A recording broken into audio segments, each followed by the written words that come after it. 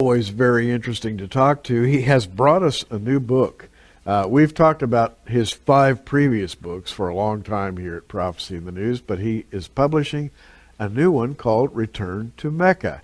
And Avi, this book, quite frankly, when I first started to try to absorb it, it puzzled me because who's returning to Mecca? Israel is returning to Mecca. And I thought, wait a minute, why would Israel return to Mecca?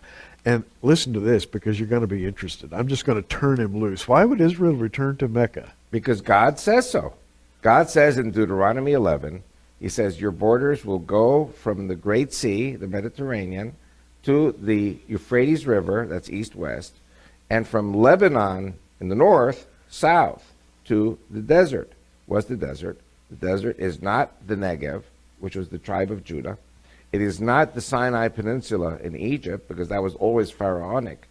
The great and horrible desert, as it is described in the Bible, is the Arabian desert.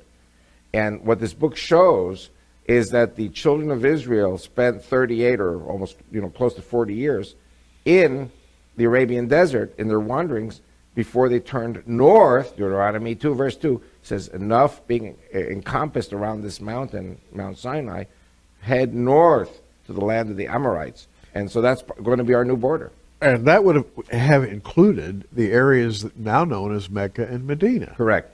And so they actually set foot on this soil. Wherever your feet will tread will be yours. And yeah, I was going to have you talk about that, because that's a promise that God made to Israel, wherever your foot shall touch the ground. And by the way, I think people are beginning to learn, finally, and it's been a slow process, they're beginning to learn that Mount Sinai is not in the Sinai Peninsula. It's in what used to be called the land of Midian, over on the eastern shore of the Red Sea, not far, I guess, from the Gulf of Eilat, and then moving on inland to contemporary Mecca and Medina.